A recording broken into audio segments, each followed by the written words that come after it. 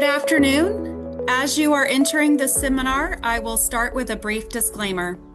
CLE presentations are intended for educational purposes only and do not replace professional judgment. Statements of fact and opinions expressed are those of the presenters individually and unless expressly stated to the contrary are not the opinion of the Florida Bar or its committees. The Florida Bar does not endorse or approve and assumes no responsibility for the content, accuracy, or completeness of the information presented. Any feedback should be provided to the event organizer.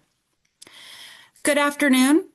Welcome to the Florida Registered Paralegal Enrichment Committee's March 27, 2026 free CLE webinar from a judge's perspective, practice tips and pointers. During the webinar, if you have a question for the presenters, please post it in the question and answer section at the bottom of the screen. The chat feature is disabled. Some of the questions will be answered by the presenter at the end of the presentation. Due to time constraints, there may not be time to answer all questions. At the end of the webinar, I will provide everyone with the course number, which you will use to self-report your credits in the member portal. We are not taking attendance. I will now turn it over to the FRP Enrichment Committee CLE Subcommittee member, Jennifer Baker. Thank you. The Florida Registered Paralegal Enrichment Committee invites all our participants today to visit the FRP Corner on the Florida Bar website, as well as our various social media platforms. It is there you will find helpful tips and announcements of upcoming events and our monthly webinars. Judge Denise Kim Beamer is currently a circuit court judge for the 9th Judicial Circuit. Appointed in 2019, she has served in the Circuit Criminal, Circuit Civil, and Domestic Relations, Family, Domestic Violence divisions. Prior to her appointment, she served as a Senior Assistant Attorney General with the Office of the Florida Attorney General Consumer Protection Division and was an Assistant State Attorney within the Miami Dade Office of the State Attorney. Judge Beamer has 3 kids under the age of 10 and drives a minivan. Judge Brian S. Sandor is a graduate of the University of Central Florida and the Michigan State University College of Law. Judge Sandor began his career as a prosecutor in the 5th Judicial Circuit, covering Lake County, Florida. Judge Sandor left the state to join a statewide criminal defense firm covering cases in 11 counties across Central Florida. Judge Sandor then left criminal law and joined Morgan & Morgan, where he handled personal injury cases statewide. In 2021, Governor DeSantis appointed Judge Sandor to the Orange County Court Bench, where he served in a civil division for 2 years. In 2023, Governor DeSantis then appointed Judge Sandor to the 9th Circuit Court Bench, where he has continued to serve in a civil division. Judge Sandor has held board member and committee chairperson positions in various voluntary bar organizations and is very happy to be with you all here today.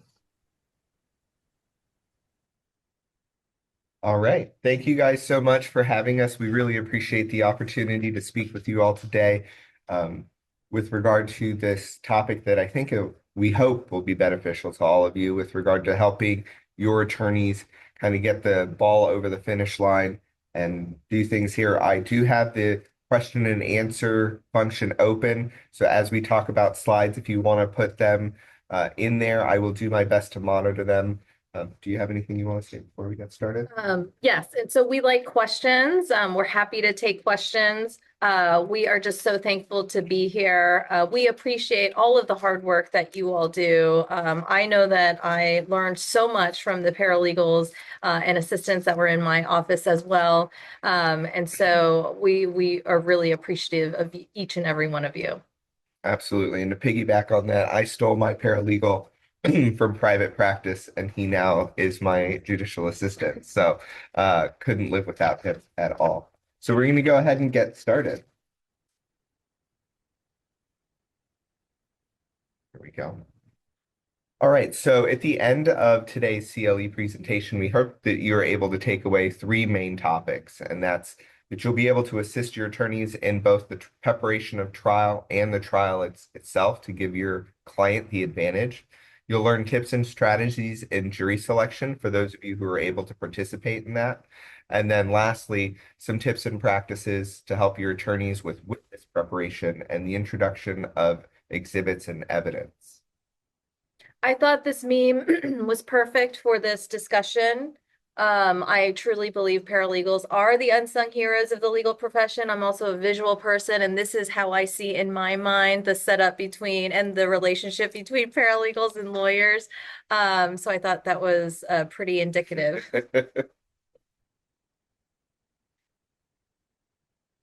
All right, so we'll start with trial preparation, and this is where everything begins because I know it's really difficult to try to anticipate which cases are going to go to trial. Because if you do all of this work and then the cases settle, it feels like it's for nothing. But it's always best to start with every case is going to go to trial and then kind of let them fall off where they are and where they may. So with that, each judge in the state now is being required by the Florida Supreme Court to have an actual policy and procedure posted online and available to the public and specifically available to all of your offices. So for certain parts of the state where that wasn't in place before, that should be coming online as that's been a point of emphasis from the Supreme Court.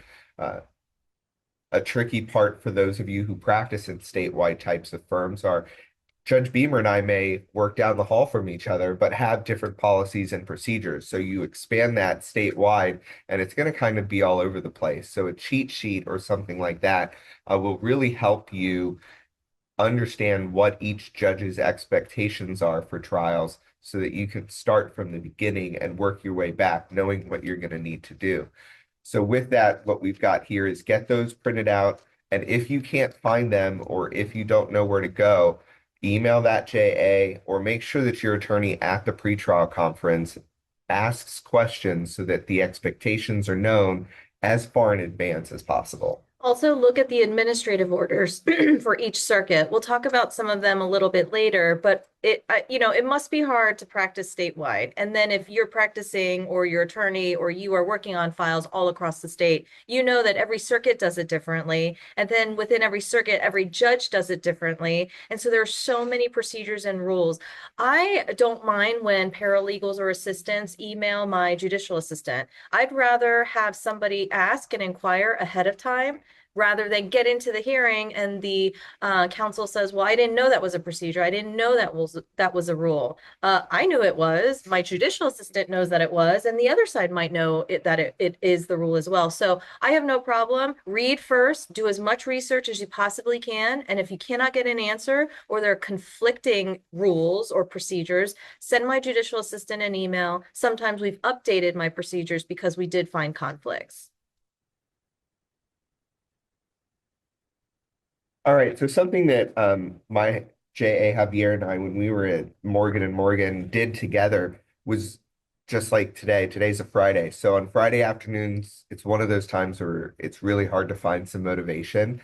So we did data entry on Friday afternoons. Every trial docket, uniform trial order, or case management order that would come in that week, Monday through Thursday, or even Friday morning, we spent Friday afternoons just kind of manually going through and putting all of our deadlines in the calendar. That way we would never miss something. And I know Judge Beamer is going to talk about what happens when attorneys blame their paralegals for missed deadlines or legal assistance, but that was something that we did. So if we had one on a Friday afternoon, great. If we had 5, we always knew that by the end of the week, all of those deadlines that are listed on the last page, at least in our circuit, the last page of our trial order has a summary of deadlines. And we would just spend Friday afternoon looking, especially if now cases are getting these CMO UTOs at the beginning, at the filing stage, as opposed to upon notice of ready for trial. So if a bunch of cases are filed at the same time, those deadlines are all going to fall at about the same time. And I'm sure all of you know what it's like when you have multiple cases with the same deadlines in the same week. That can be a lot of work. And if you're doing this far in advance, you'll be able to stagger those deadlines and know what you've got to prioritize. Yeah, I mean, the deadline, I think the word is coming down that the DCAs are backing trial courts with their enforcement of deadlines in pretrial orders.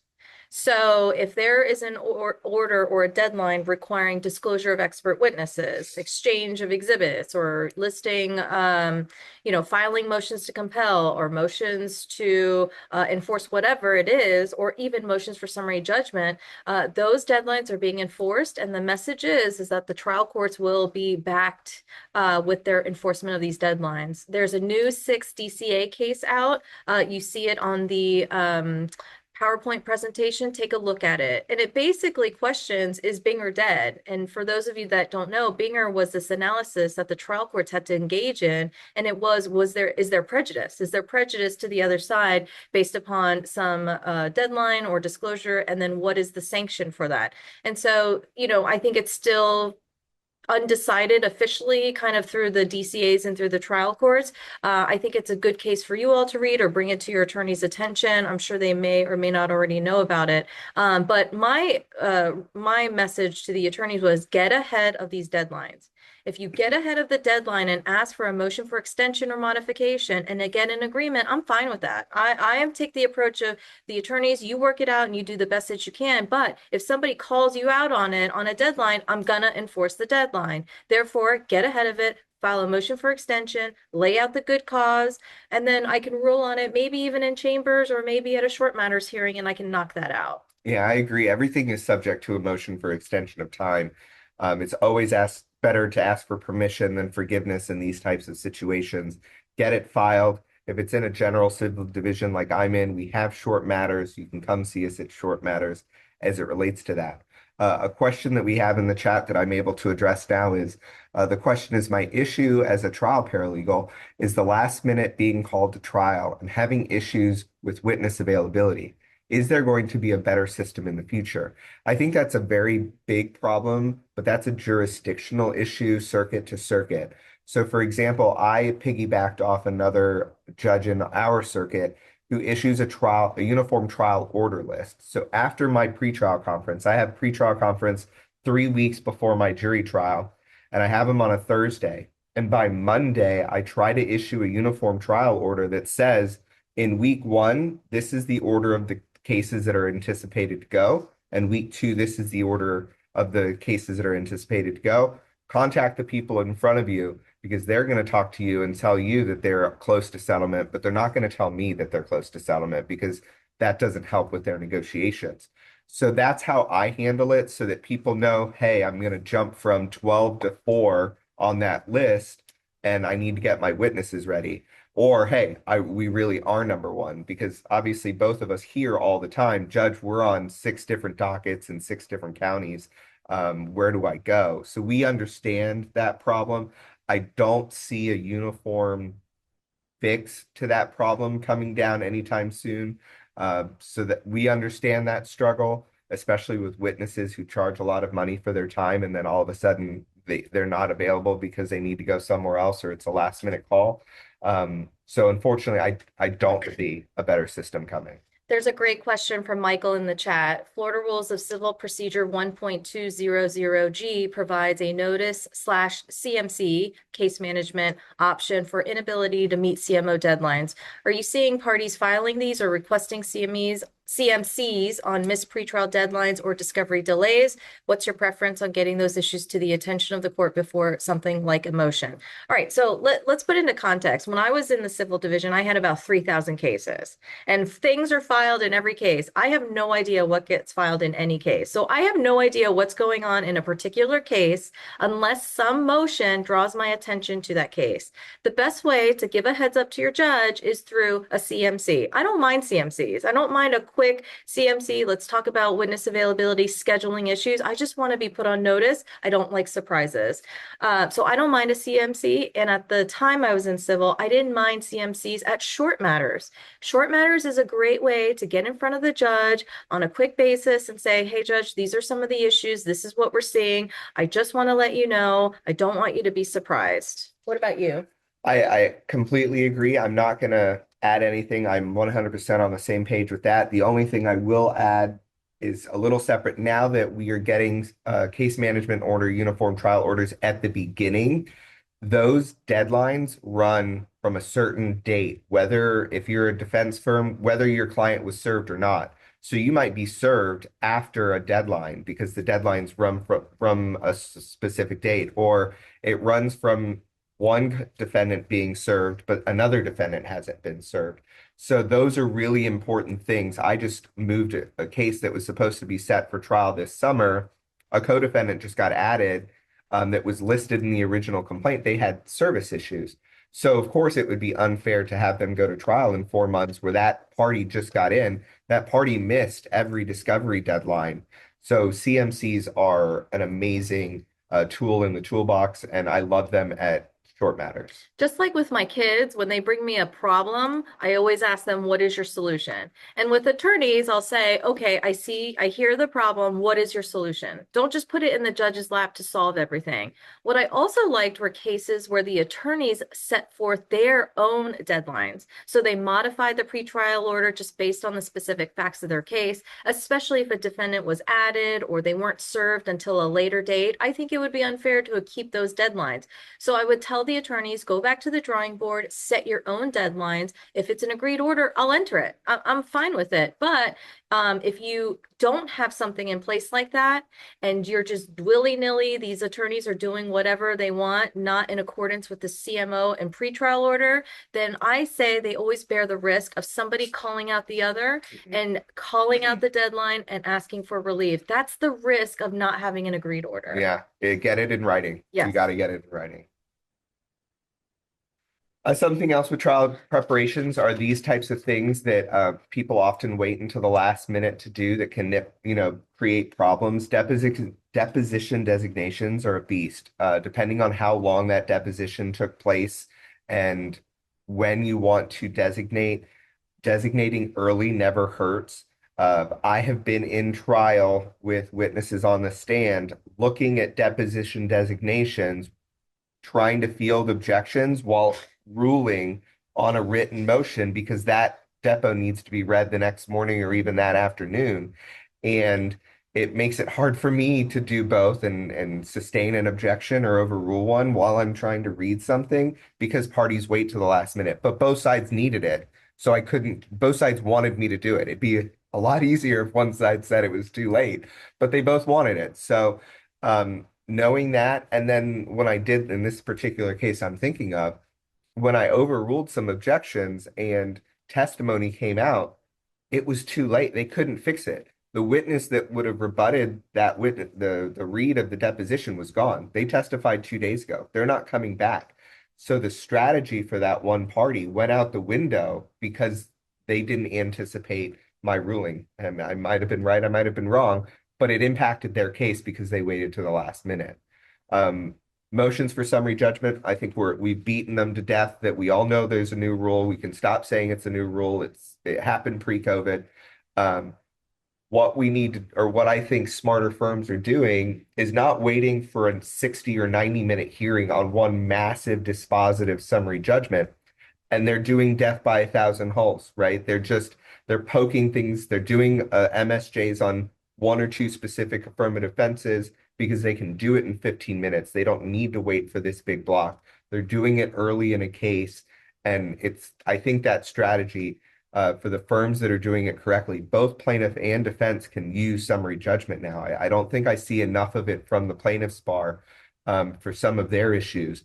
But if you do it well and you narrow the issues at trial, you put your client in a better position because you have a better understanding of where your strengths and weaknesses are. There are less surprises, and you can go in with a little bit more confidence. Yeah, I think summary judgment, narrowing the issues is great. I'd rather knock it out earlier rather than later. One issue I think where smart firms or attorneys are using summary judgment is if the other side is not disclosing their expert. So you're going along in this case and you're asking, hey, who's the expert on the other side on this particular issue A? Who is it? Who is it? Well, then move for summary judgment on issue A. That will require the other side to show their cards and say, no, we have a disputed fact. fact on issue A, and we have this person who's going to testify as to XYZ on issue A to create a dispute. So are you winning? Do you think you're going to win that summary judgment? Maybe, maybe not. But will you get the other side's expert on issue A now? Yes, yes, you will. So those are other strategies and things that maybe you can bring up or suggest to your attorney. Hey, this is the juice is worth the squeeze on this one. I think that this might be a good one to do. All right, we've got a question in the chat from Nancy that asks about receiving CMOs that are streamlined docket when it should be general. We prepare a motion to reassign the case track, but we have found that most judges won't change the case track. Is there a better way to handle this? So I can't speak to other circuits and how they do it. Our circuit, we have case managers that work very closely with us, and we have pretty good written policies as to what qualifies as streamlined, general, and complex. The streamlined, I think, in my personal opinion, and again, I appreciate the preface at the beginning that this is my individual opinion, not that of my circuit or the Florida Bar. But in circuit court, streamlined, I think, is a really narrow listing of cases. I don't think a lot of cases really fall under streamlined in circuit. Maybe foreclosures or some other things that can get there. I am pretty loose with regard to, you know, your case better than I do. If you think it's general, I am likely going to yield and say, okay, it's general. Complex, though, going from general to complex, it really truly needs to be complex. The parameters of what constitute complex should be narrow and tight for cases that need that. Our circuit is one of the ones that has a business specific court that handles some of those complex cases. I agree with what you're doing. I don't take fault with what you're trying to do. Judges are just independent judicial officers that kind of do what they want to do. And yeah, I don't know. I like your style, and I'm sorry that it's not working for you. Yeah. All right, let's see. Oh, yeah. So let's talk about confer. Sometimes I feel like when I was an attorney and I would have to meet and confer, this is sometimes how I felt. Like the first email is, hope you're doing well. Hey, I'm reaching out in good faith to resolve our differences. And the next one, as you know, I don't want to seek sanctions. And then finally, I have my full clown makeup on and I say to them, so I look forward to speaking with you. All right, so the meet and confer. So let's just do a pop quiz, okay? And I won't ask anyone to answer out loud, but let's say your attorney wants to file a motion to compel, drafts it, and then sends it to you to file. What should you do? Should you file it immediately? Should you schedule a meeting time with the paralegal from the opposing side? Should you schedule a time for your counsel to have a conversation with opposing counsel? What do you do about a meet and confer? So request meet and confer for the attorneys. First, confer with opposing counsel. So there's a rule under the Florida Civil Rules of Procedure 1.202. Florida Rules of Civil Procedure 1.202, which states that you have to confer before you file the motion. Before you file the motion. So can you imagine your attorney says, or, hey, go file a motion to compel on this matter. But you have to, the attorneys have to have a meet and confer prior to filing that motion. Just to chime in, Barbara correctly says in her answer that it's by phone. We require a meet and confer by phone or in person. And I know in person is likely not to happen, but an email saying, do you agree with my motion to dismiss all of your things and sanction you isn't a proper meet and confer. They have to have a meaningful conversation. An email isn't a meaningful meet and confer. Good point. All right, so let's say the attorneys finally do meet and confer. There's no agreement. The motion is drafted. Is there anything in particular that has to be placed into this motion regarding this meet and confer? So yes, someone already just answered that with regard to the certificate. Okay, so the new rule, right, 1.202 requires a certification, and it has this draft language, and just copy and paste it, put it into the motion, but essentially it boils down to, hey, we certify that prior to filing this motion, we discussed the issue, and it requires the motion to list out the method of communication and the date, and the opposing counsel agrees, disagrees, whatever. We've resolved some of it or all of it. I think this is great. Look at it, think about it from the judge's perspective. We have 3,000 cases. We have emails coming in. We've got motions coming in. I've got mail coming in. I'm getting phone calls from my judicial assistant. Sometimes we get emergencies where we have to stop everything, now look at the file, decide what we're going to do. These are all the things that are coming towards us as judges. This tells me, A, does the other side agree? Do they not agree? Okay, it's disputed. Second, what is it narrowed? Maybe some discovery matters they agreed, and issues A, B, and C are outstanding, and that's what I'm going to have to resolve at a later time. I think this certification is great for the judges to kind of see what's happening.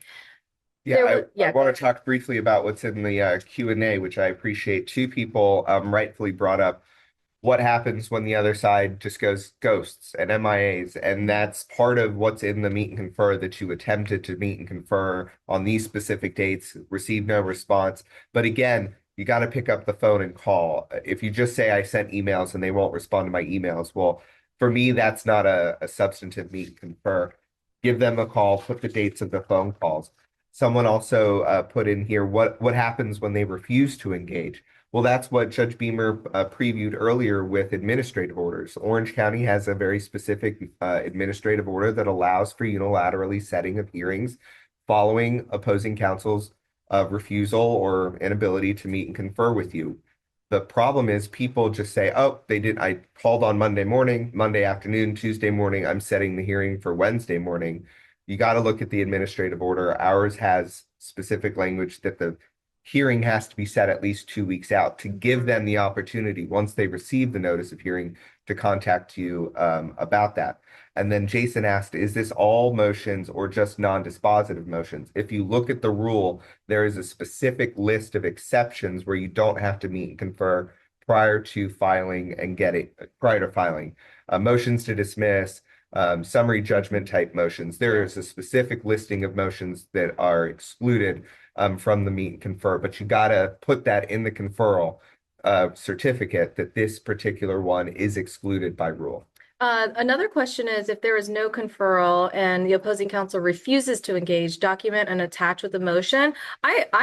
I like seeing them. I mean, I don't mind seeing the attempts via email from one attorney or a staff member from one side to another trying to meet and confer. Sometimes if I'm really annoyed at the hearing, it could have been resolved prior to the hearing. I'll ask them, hey, the opposing counsel sent an email on this date, this date, this date. Why didn't you respond? Now we're here at this hearing, and I look at hearing time as expensive real estate. All right. People are trying to get on the court's calendar. You all are now taking up time that should have been resolved prior to this matter. Someone posted, I'm sorry, I'm scrolling back up. You guys have a lot of good questions for us. Assume email conferral suffices if both parties agree. I would only say if both parties agree to the motion, not that both parties agree that an email is a proper meet and confer. There's federal case law specifically on point that just emailing back and forth doesn't get us to the resolved issues. You need a phone call. You need to have a frank conversation. So no, if it's just, I agree to do our meet and confer via email, to me personally, that would not be acceptable. All right, so let's say there's a meet and confer, the motion gets filed, the motion now has that certification, we talked on the phone, we still can't resolve it, so now it's time to set that motion for a hearing. What happens now? Is there another meet and confer that's required? Can you just set it? Can you just set it on the short matters calendar? What is the right rule? Yeah. Shocker, there's another meet and confer required in the Ninth Circuit, okay? Before the motion is set for a hearing, and there is a list of exceptions like summary judgment, usually dispositive, injunctions, those types, it's not required. But let's say it's a motion to compel discovery or something like that. There is another meet and confer that's required. The Ninth Circuit has an administrative order, 2012-03. 2012-03, and it lays out what is a substantive meet and confer. You have to do that before you set a hearing. I know with my JA, my JA asked for the date that there was a meet and confer prior to setting this matter for a hearing. Okay, so some of the questions. Does this apply to family law as well? No, it does not to my knowledge. Right now, this is only a civil rule, but I'm sure it's coming. I'm sure it's coming. Family needs it, usually in family, and I'm currently in the family division right now. We do have usually mediation requirements prior to some kind of temporary relief that's in the administrative order as well, and also disclosure and updates of financial affidavits and et cetera. And then somebody asked about a federal rule. If I was smart enough to practice in federal court, I'd be across the street at the federal court building. I don't know. I wish I could tell you Federal Rule of Procedure 37 sub A sub 1 motions to compel. I'm sorry, I would look to your federal rules for that. I don't have an answer there. Next Okay. one. I'm going to keep looking through the Q&A. Oh, I put this slide up. I love this. I think this is hilarious. If you've seen the show Bull, or if you know who Dr. Phil is, Dr. Phil started off as a jury consultant for Oprah Winfrey. She made some statements about beef and mad cow disease back in the mid 90s, and she got sued in Texas by the cattle industry there. She ended up winning the case, and she fell in love with the jury consultant that her legal team had hired by the name of Dr. Phil. Dr. Phil then goes on her show a couple of times. Obviously, you know, the rest is history. He ends up getting his own show, ends up with the network, and now he's worth, you know, just $500 million. So there's a lot of questions on this meet and confer because I think it does hold people up. So one is meet and confer to coordinate and agree upon amount of time to request for the hearing and a mutually agreeable dates question. And also there's another question. Does the meet and confer have to be attorney to attorney, or can it be between paralegals or a paralegal and attorney? What is your answer? Attorney to attorney. They're the only ones who have the ability to make decisions that bind the client. And I'm sure there are attorneys who would be better off letting their paralegals speak for them. But the rules is the meeting of the parties, and the party is the attorney. I wish I could.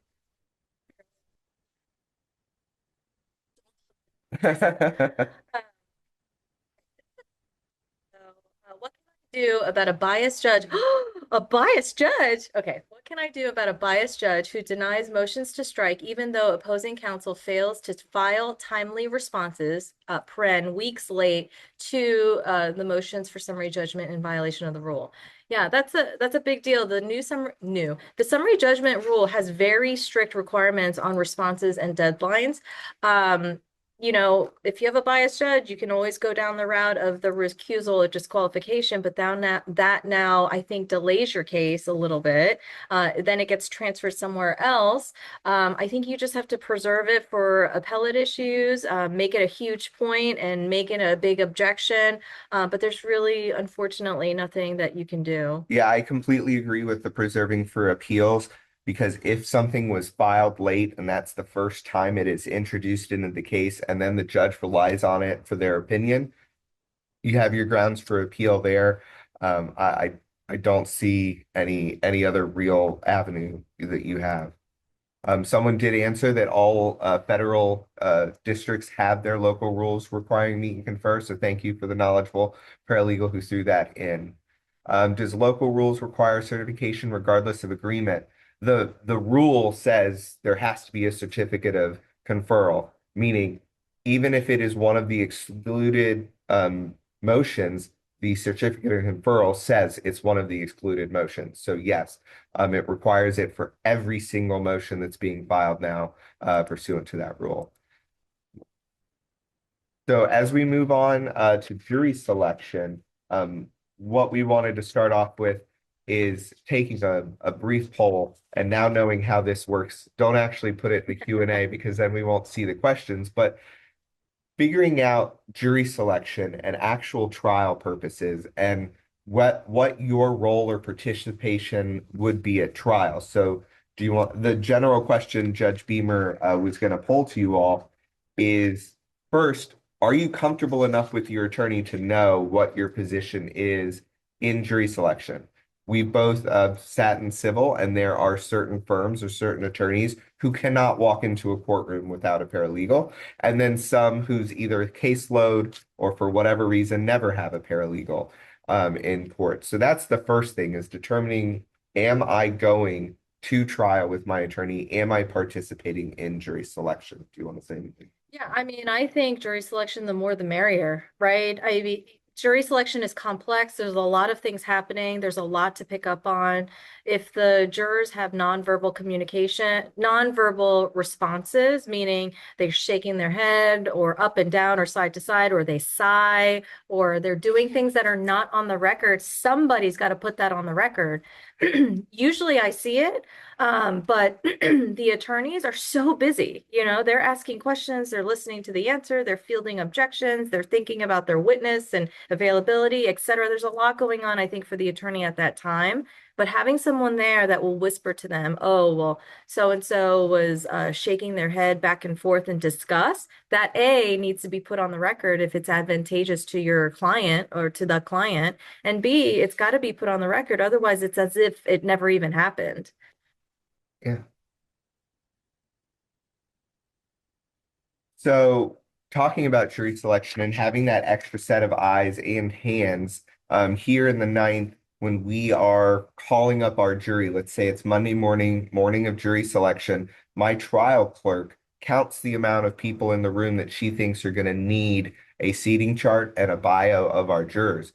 You want to be there because your attorney's probably doing other things, to go there and kind of, do the warm and fuzzies. Get yourself introduced with the trial clerk. One of the most important people that you can meet, I would say, trial clerks and JA. So the two people we all know that we need to be nice to, because they can really impact your part of the case. So make sure that your side of the table has what you need. If you have two attorneys, yourself and a client, you're going to want 4 copies of everything. You don't want to leave an attorney without it, and you definitely don't want to make your client feel like they're not being a part of the process. So they obviously need one, but you need one too, so that you can take your notes and you can have it.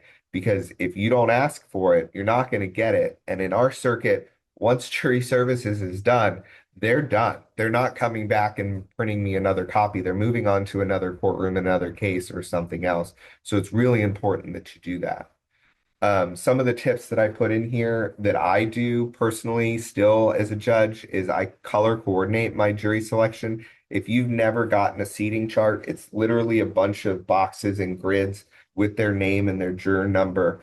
And I write, it's very easy. I put green for good and red for bad, for comments that people make.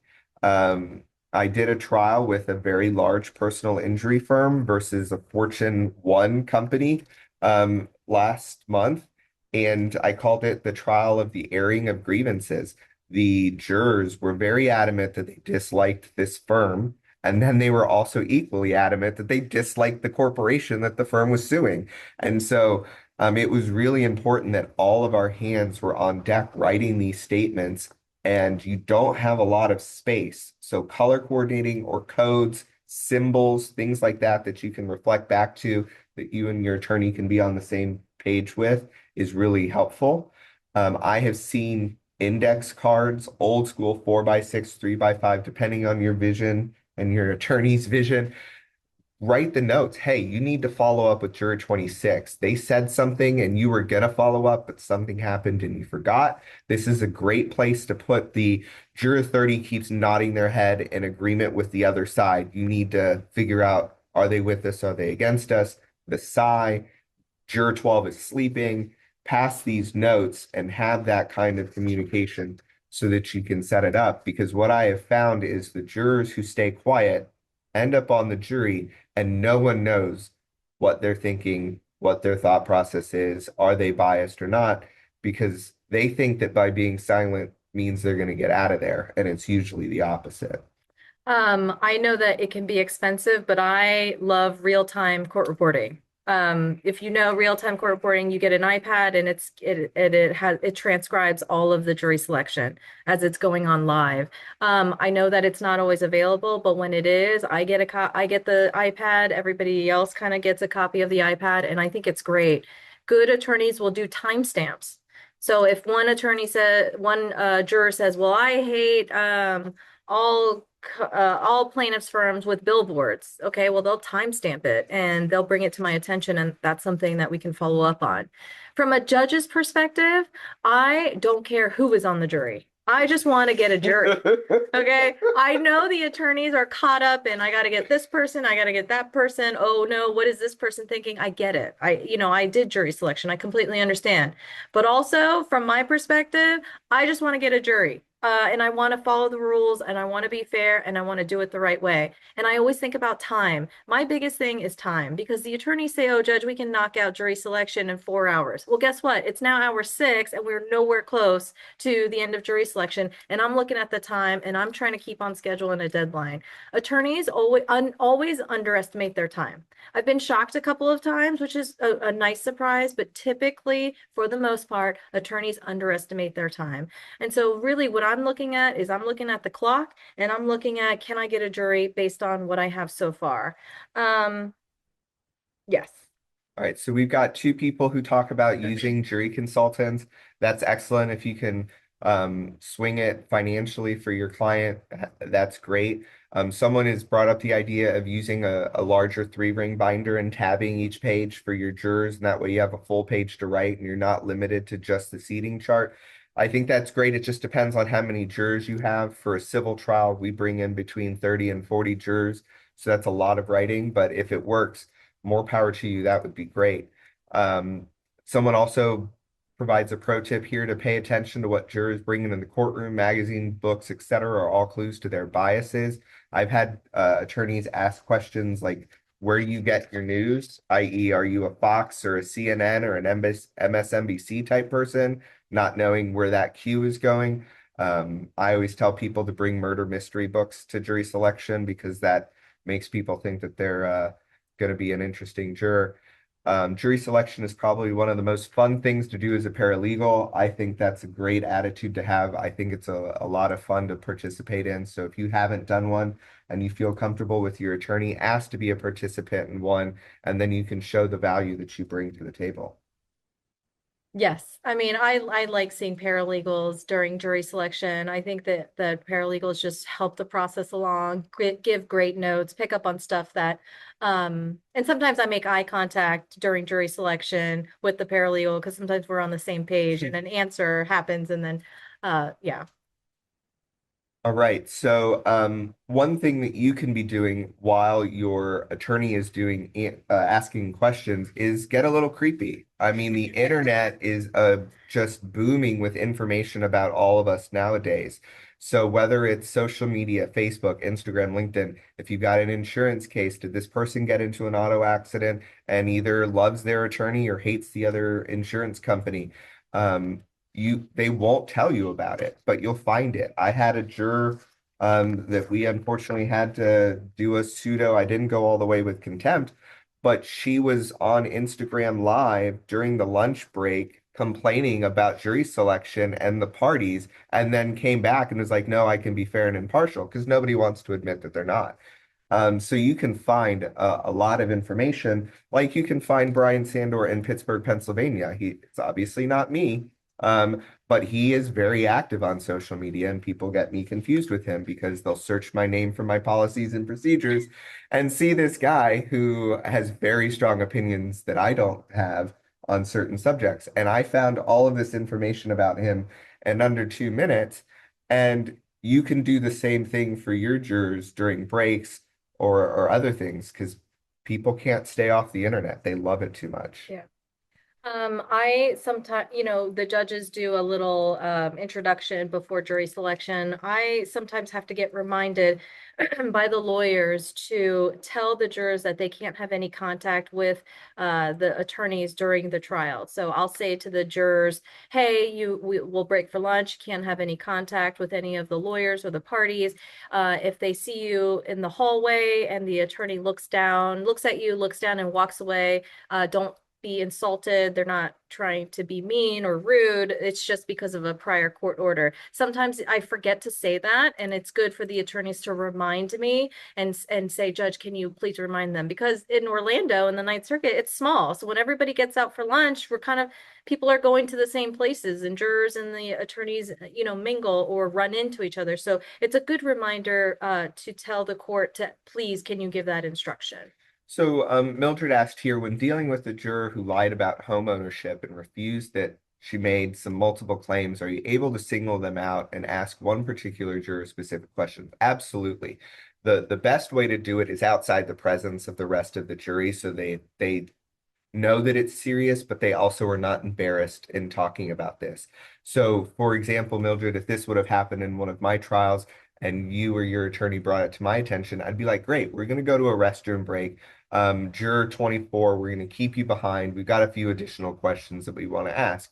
Juror 24, it's come to my attention that in a review of your name in the clerk of court file, you have filed 3 homeowners insurance claims, and when you were asked that question, you denied it. Is there something you need to let me know? Oh, I assigned a benefit over to a roofing company and they must have filed suit in my name, or you caught me. Oh, whatever it is, yes, there is absolutely a procedure to handle that. I would do it outside the presence of the big venire, but I think those kinds of questions and comments are the particular things where you add value by being there. And please make sure that the attorney verifies it is that actual juror. We've had a couple of times where the juror gets confronted and they're like, no, that's not me. And the date of birth doesn't match that court record or something. So verify that. Second, tell your attorney to let the jurors talk. You know how attorneys are. They just love talking at people. But I find good attorneys in jury selections let the jurors talk, let the jurors say what's on their mind, and good attorneys dumb it down. Even though we say lawsuit, some people don't think of certain things as lawsuits, like divorces. So when that question gets asked, has anyone had a lawsuit? Some people don't consider a divorce a technical lawsuit. It may depend on the facts of your case, but there has to be definitions, and just dumbing it down, I think, really is useful. All right, smooth trial execution. So now we've picked our jury and now we're going forward with trial. We're going to do our presentation of evidence. What are the things that we can do in advance of trial to make this look professional, to go smooth, to stay on time, and to show the jury that our side is right? Because clearly, if we know what we're doing, we're right. So this goes back to a previous question with regard to witnesses. Get your witness order lined up. Know which day they're coming, know if they're a morning person or an afternoon person. We have a professionalism rule here in the Ninth Circuit as it talks about taking witnesses out of order and requiring parties to do their best to accommodate that.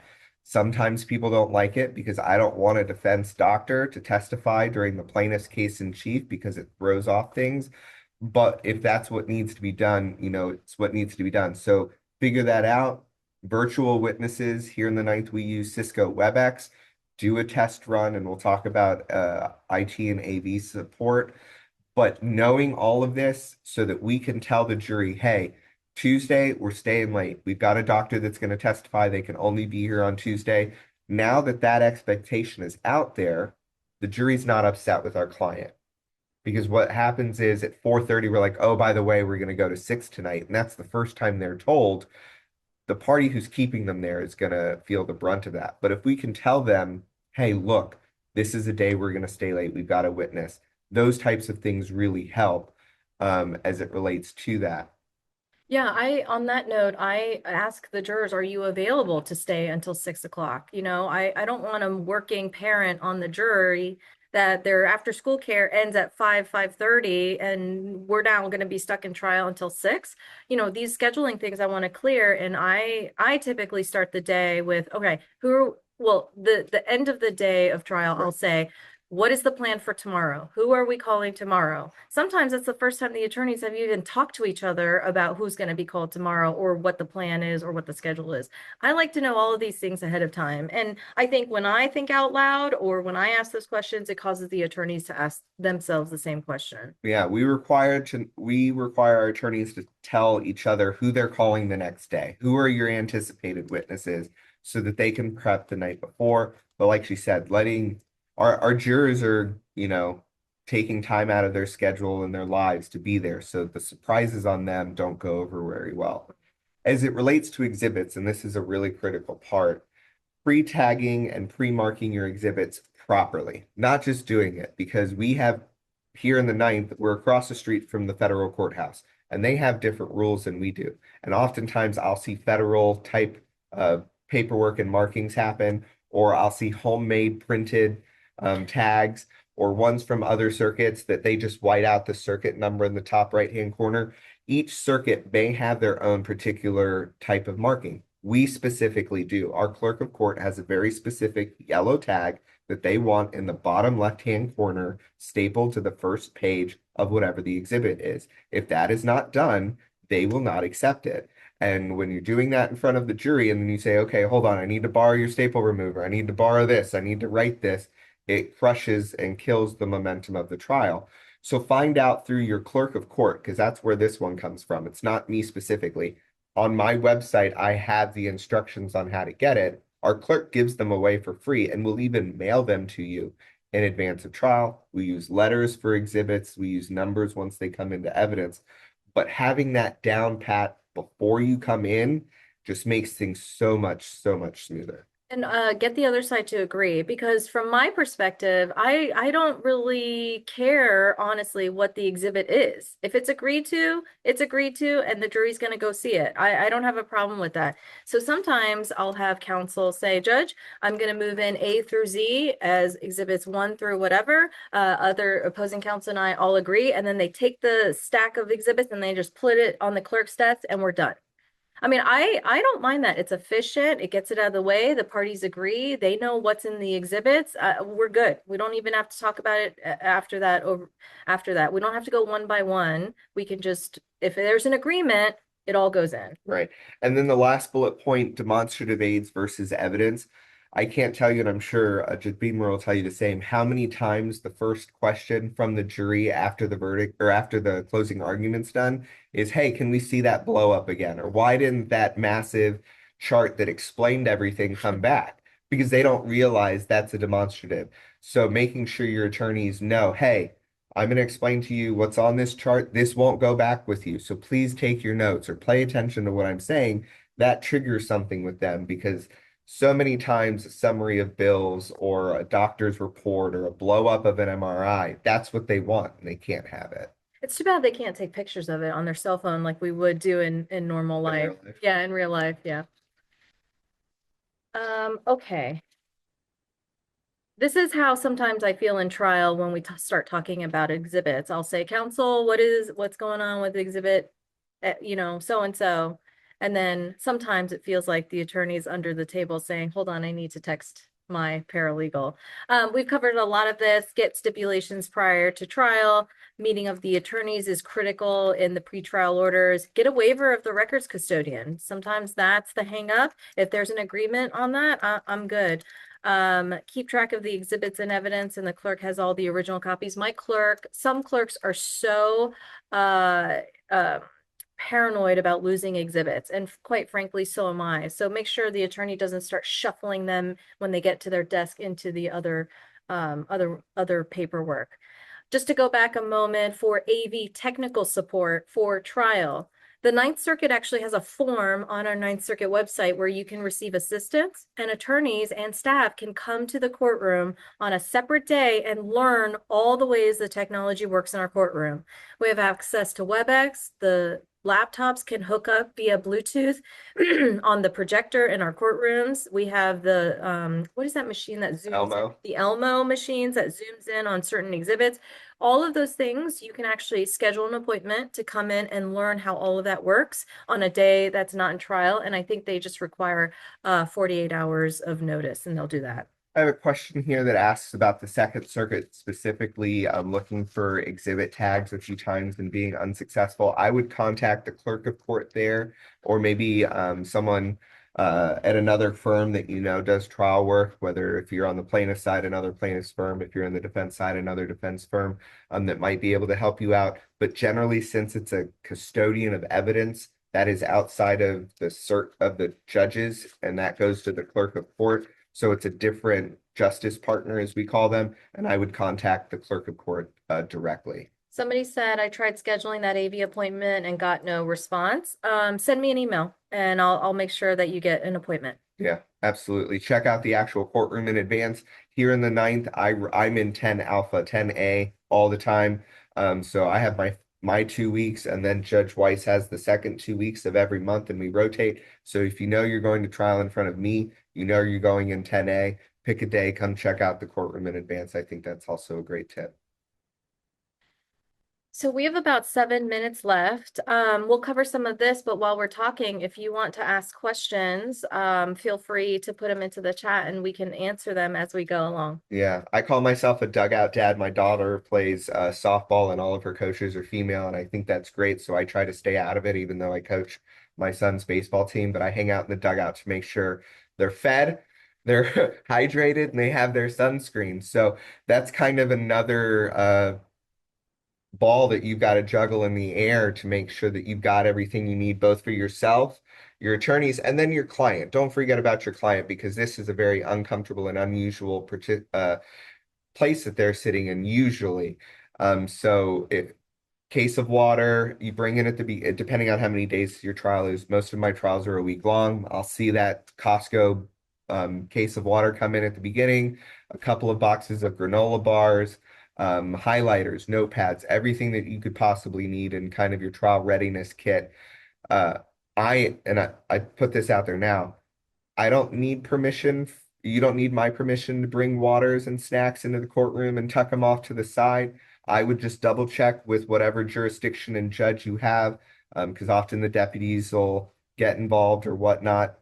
It's not an issue in my courtroom. Don't just assume that you can bring, you know, a grocery bag full of stuff into the courtroom. Get permission in advance, but I would much rather everybody be upright than passing out. But we're the cool judges, so we're laid back and we'll let you bring waters and stuff. Yeah. Question. Yep, you're gonna get a copy of the slides and the recording tomorrow, I believe is what I heard. So yes, you are gonna get this, and if you don't, you can always reach out to us. All right. I love this quote. Behind every successful attorney is an exhausted paralegal. We truly do thank you for everything that you've done. My husband worked with Jen Finch. My husband said, Jen Finch, you're the best paralegal he's ever had. So I just wanted to throw that out there, but we do appreciate Tell him thank you. There was a question here. Can a paralegal do a motion for extension of conference for discovery? I would say no. I mean, if you reach out to the other paralegal and you both agree, yeah, we're going to get an extension, and your attorneys then sign off on it, fine. You guys did the work and the attorneys agree. But if you reach out and the other side says no and you decide to file the motion, I think that circumvents the rule and could definitely be a problem. We're just scrolling through here. We appreciate all the kind words. In 3 words, what makes a great paralegal in your opinion? Ooh. I don't know if I can do 3 words. Is it Kariana? I would do, you know, it's attention to detail. I think you need to be the yin to your attorney's yang. I think having that balance to make sure that you can work hand in glove together is really important. And then, you know, dedicated to your side. Make sure that you are continuing to advocate on behalf of your client and making sure that your attorney is held to that high expectation, because your reputation as a paralegal will often depend on your attorney's reputation in the community. You could be a great paralegal, but if your attorney has a bad reputation, that unfortunately is going to look upon you. So I would make sure that you hold your attorneys to the highest regard as well. I would say organized for sure. Second, a good listener. And third, emotionally intelligent, meaning you recognize your own strengths and weaknesses, and you can recognize somebody else's strengths and weaknesses. And I also like, I have thick skin, so I like brutally honest. Like if something's not working, just tell me it's not working. But I can handle that. I don't know if everyone else can handle that, and it depends on the relationship that you have. All right. I'm not seeing any other questions, but you guys are making us blush here with how nice you are. And we really do hope you enjoyed our time with you guys today. We definitely enjoyed it. Yeah. This was fun for us. We know the work that you guys do, making sure that your attorneys are successful. We understand they can't live without you. And my pet peeve, by the way, is also when attorneys blame their staff, paralegal, or their legal assistant. That is a huge pet peeve of mine. I don't think it's acceptable. Ultimately, what I understand mistakes happen, I get it, but the attorney's got to take responsibility for that ultimately. So that is really a pet peeve of mine. The CLE code will be sent to you guys afterwards, or will be told to you here, I think, at the end of the presentation. So just hang tight for that. Just scroll, scroll, scroll. I think we're good. Thank you guys again so much. We're going to go ahead and turn it back over to Ms. Kellogg. Wonderful. Thank you so much. Great presentation. Thank you, Judge Beamer and Judge Sandor, and thank you all for attending today's webinar. The course number for today's webinar is 9741. Again, the number is 9741. This webinar has been approved by the Florida Bar Continuing Legal Education Department for 1 hour of general CLE credit. Please self-report this course in the member portal. Again, the course number is 9741. You will receive an email tomorrow via Zoom outlining this information. I also encourage Florida Bar members and Florida registered paralegals to take advantage of the Florida Lawyers Helpline, which is completely confidential and free service, which entitles you to 5 counseling sessions per year to help you develop strategies to overcome life's challenges, balance priorities, and better handle both personal and professional pressures. This concludes today's webinar. Thank you.